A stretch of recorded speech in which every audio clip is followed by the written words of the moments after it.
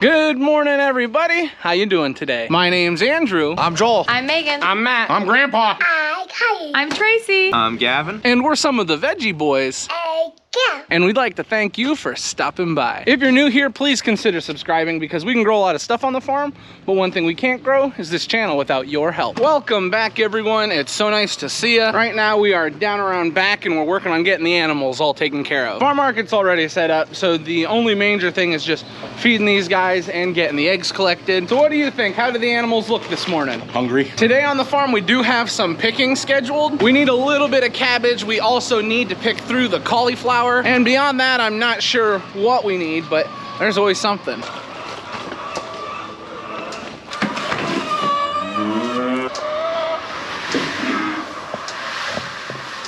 Now, while I'm down here with the cattle, I'd like to talk about them for just a moment. We've had many people ask about our beef operation here on the farm and how it works. And basically everything that we raise, we sell through the farm market. We do get a few of our animals pieced out and then we sell them in the freezers up in the farm market. That's been pretty popular as of recent. We've had a lot of people picking stuff up. We're almost falling behind. We need to try and do a little better job of keeping up with that. But we probably move most of our animals through our quarters and halves that we sell through the farm market. Now, a lot of times people will place orders for those, so it's not like coming and picking up a few steaks. You get pounds and pounds, hundreds of pounds of meat at one time. So for some people it's ideal, but for others it can be a little bit too much. A lot of people where we live have freezers, so you will find people that pick up quarters and halves kind of often. But all of the animals that we raise here, we sell them through the farm market, whether it's pieced out or by halves or quarters. It's pretty neat, and honestly, it's a little more convenient for us to do it that way. And I think one of the biggest reasons why it's so popular is because a lot of people see the animals here. They know what the animals are eating, and I mean, they just look good. We'll occasionally get asked what we do with all the cattle, and that's the best answer I can give you. We sell them all through the farm market. See, a long time ago, the farm used to be a dairy operation, but we gotten away from that in more of recent years. Now we just do a little bit of everything except dairy. We got all different types of animals. We got the vegetables, the greenhouses, grain farming, the farm market. Yeah, we always seem to have a lot going on. Do you like having so many different things to do on the farm? Yes, variety is the spice to life. Yeah, but if someone was to ask you what your favorite thing to do on the farm is, what would you say? That's real hard for me. I enjoy so many aspects of it. I enjoy picking vegetables. I enjoy feeding the animals. I like my chickens. I enjoy spending time with my kids. Oh, lunch is really good. Yeah, I'd have to agree with everything he's saying. I think that's one of the reasons why I love farming so much. There's such a variety. All that's left to take care of with the animals is to get the eggs collected and the chickens fed. So Dad and I are gonna move on to that.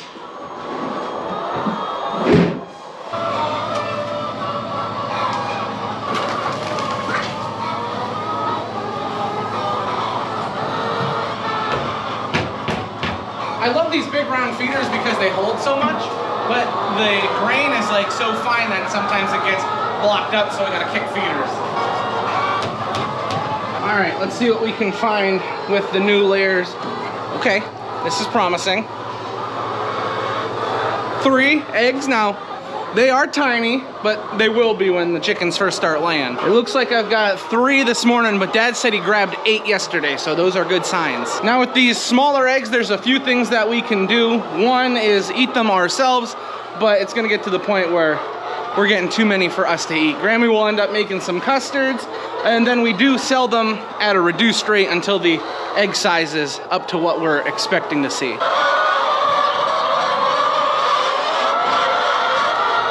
Dad just got his basket all filled with eggs, and I got just under a half basket as well. So as mentioned before, we do have some picking to do today, but we're looking to move on to those jobs a little later on. All the crops are gonna be a little on the wetter side because we did receive a heavy amount of rain yesterday, and yeah, we don't feel like getting wet while picking veggies this morning. So in the meantime, we're doing a little bit of brainstorming. We got notified that we're gonna be receiving some triaxle loads of fill. The local county came here and let us know. So we're just discussing where we want to put it. We also have a few other projects we're going to be working on into winter. and we're just trying to get everything ironed out so when the time does come, we can jump right into it. So this morning, as we wait for things to dry out so that we can pick, we're gonna be doing some measuring and also discussing where we want our fill. The barnyard area here has been pretty sloppy, but we've also received more rain than I can remember in my life down here. It was a wet year, and the drainage, we've adjusted it a few times in the past, and we got it to a place that we liked it, but it just was too sloppy this year.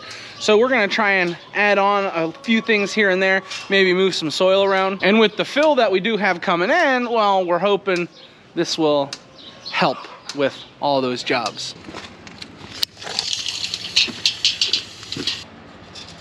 It gonna work? 18 feet, yep. All right. Now what are you gonna be doing with these head gates? We are making space to feed the cows outside, so we have more feeder space. My brother-in-law made these for me. Gerlach Enterprise. My Uncle Mark's pretty talented. He can build just about anything. And those head gates, whoo, they're pretty fancy. Well, that's 15. So where's that? Right about the end of that feeder? Yeah, about 1.5 feet in. See, we don't want it here. We could put it here. I'm just thinking roof, even with the bin. Yeah, no, it sounds good. Yeah, and then that way most of this would be covered that it won't get rain on it. So we're talking about putting these feeders in, but we also, one of the other big projects that we're gonna be doing is basically putting a roof over this whole section. Clean it up really nice. So we're kind of breaking off onto different jobs. Dad is heading up to the house. He has to do some measuring up there. Matthew and I, however, are gonna get our silage wagon all cleaned out. We are all finished with the silage wagon for the year. We're not gonna be chopping down any more of the sweet corn or any other corn to feed to the cattle that way. Since we're not gonna be using the wagon anymore, we wanna get it all completely emptied out. So we're gonna take it down into the pasture and just run it out. That way when the cattle head out later, they have something to snack on.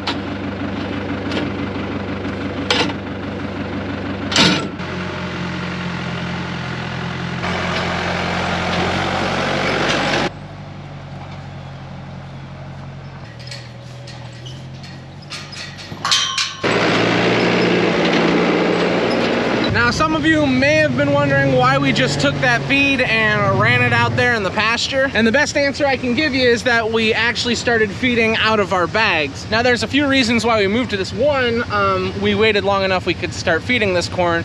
This corn has superior feed value, and we just want to give our cattle the best that we can. Another thing this does is makes feeding time a little more simplified.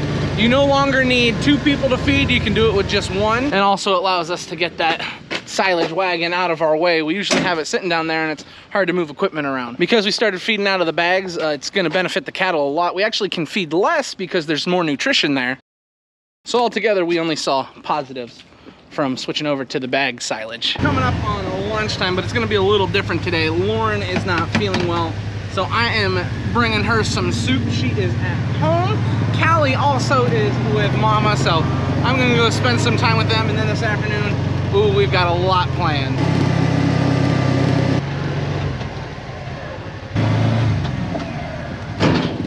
We're now all finished with lunch here on the farm. We believe things have dried up a little bit, so we're getting hooked up to our wagon so we can head out to the fields and start doing some picking.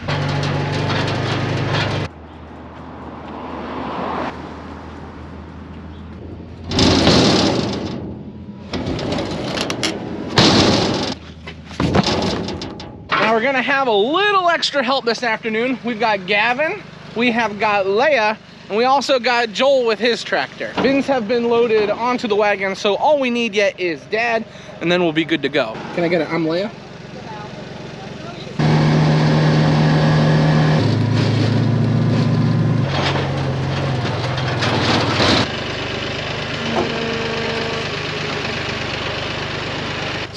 looking for a few different things this afternoon. First on the list is our cauliflower. Now, I don't know about you, but this section of the field, it looks pretty nice with this red cabbage right next to the cauliflower. It may be kind of hard to see because of these self-wrapping varieties, but if we get down here and start peeling back some leaves, oh, check it out.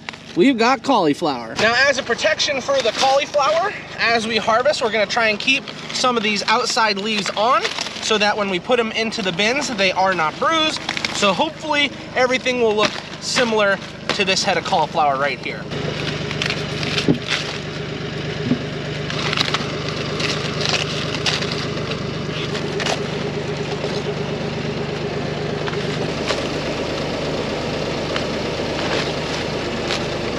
That's a beauty right there.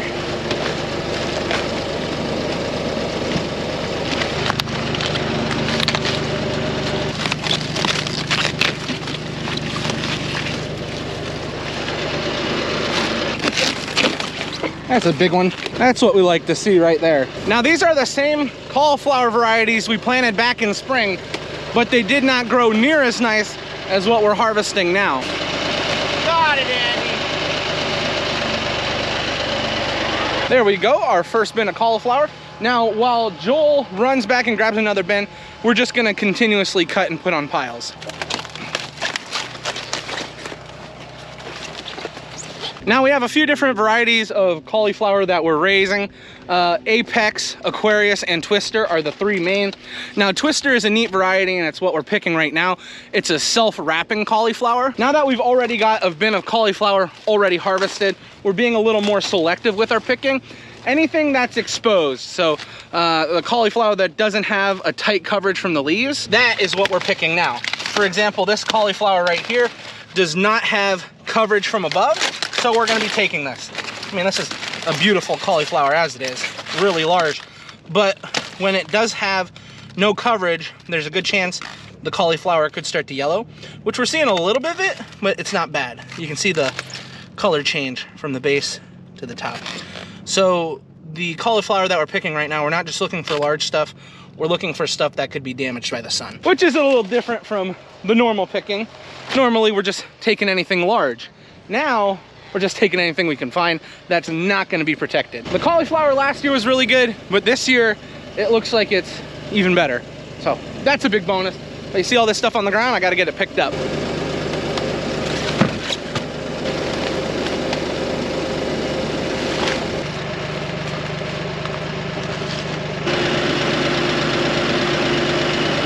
And there we have it. All the cauliflower has now been picked up. We got 2 full bins. That's a lot of cauliflower. Now we got down through all of the cauliflower rows. So next we're gonna be moving on to cabbage. Now we have plenty of our regular cabbage back at the farm, but Dad was actually looking to get some of this red cabbage. And depending on how much we get in the bin, we might pick some more. Now, my whole life we've called it red cabbage, but some people call it purple cabbage. It doesn't really matter. It's a pretty cool looking cabbage. Now, Dad, if someone was to ask you what kind of cabbage is this, what would you say? Purple cabbage. So you would say purple, not red cabbage. It's purple, it's not red. Then how come we always called it red cabbage growing up? See, your mother's from the city, and she doesn't know the difference between purple cabbage and red cabbage, and she always assumed it was red. That's where we get it from.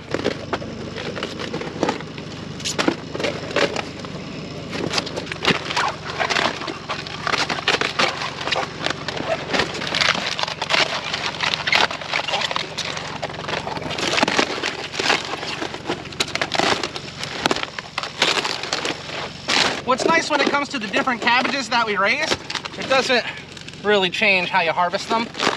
Pretty straightforward. We do normally squeeze the head of the cabbage when we're cutting, but we know this stuff is pretty ripe and ready to go. So it's kind of quick. You just go down through, just cut everything you can find. Now, this type of red cabbage that we raise stores really well in the cooler. So normally we'd like to leave this stuff out in the field, but we don't want it to go to waste. So that's why we're doing our best to get a nice bin of red cabbage harvested, which will just about be everything that we have when it comes to red cabbage.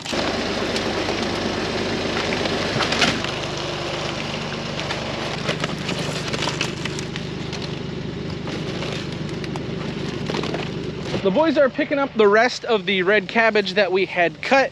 There should be enough there for what we need. We do still have some out in the field, but we can get that at a later date. It looks like Dad has been going through the broccoli and cutting whatever he can find.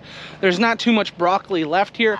We did a pretty good job at getting everything harvested, but we always do our best to go through the field and look just in case. While Dad is finishing off the broccoli, he instructed me to get some Savoy cabbage to finish it off. This is what it looks like. It's a little wrinklier than the normal cabbage, but it does have a good flavor and it looks really, really neat. These are what you'd call good stuffing cabbages.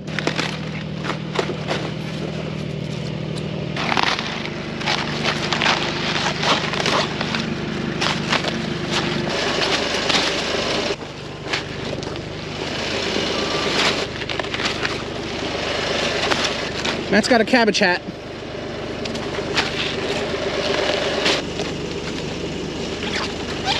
Now, catching usually isn't too bad of a job, except for when it's been really, really wet. These cabbages are full of water, and the way that the leaves sit, they hold all the water like a bowl. So sometimes when they throw cabbage at you, all that water can land.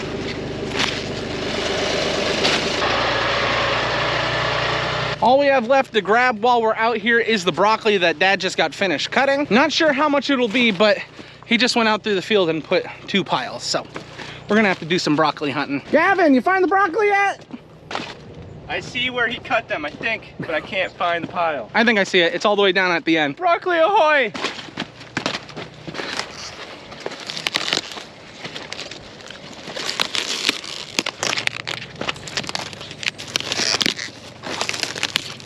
Now, in the past, we have been asked by people why we don't keep the broccoli leaves.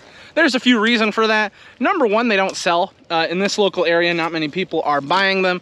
And two, and this is actually very good reason to leave your leaves in the field. A lot of the nutrients that these plants need to grow are found in the stalk and in the leaves of the plant. So when we leave that in the field, it breaks down and basically composts more nutrients back into the soil, which in the grand scheme of things, just a couple broccoli leaves may not seem like a big deal, but as farmers, we have found out that everything helps. So every little thing you can do to enrich your soil, well, it's just gonna benefit you.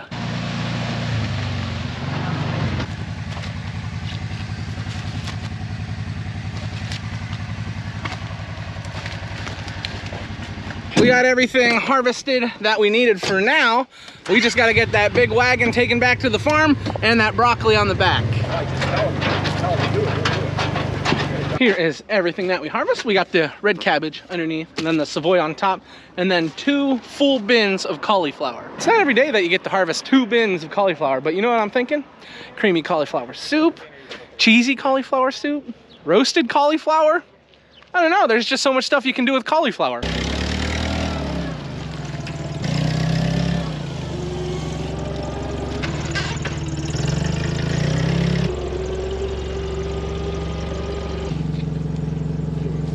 Now with all this cauliflower, I know we're gonna be telling everybody in the local area about it, just so that anybody who wants it can come and grab it. One of the things you have to deal with when you have a very proficient harvest is trying to move all of the product. For some crops, it's a little easier than others.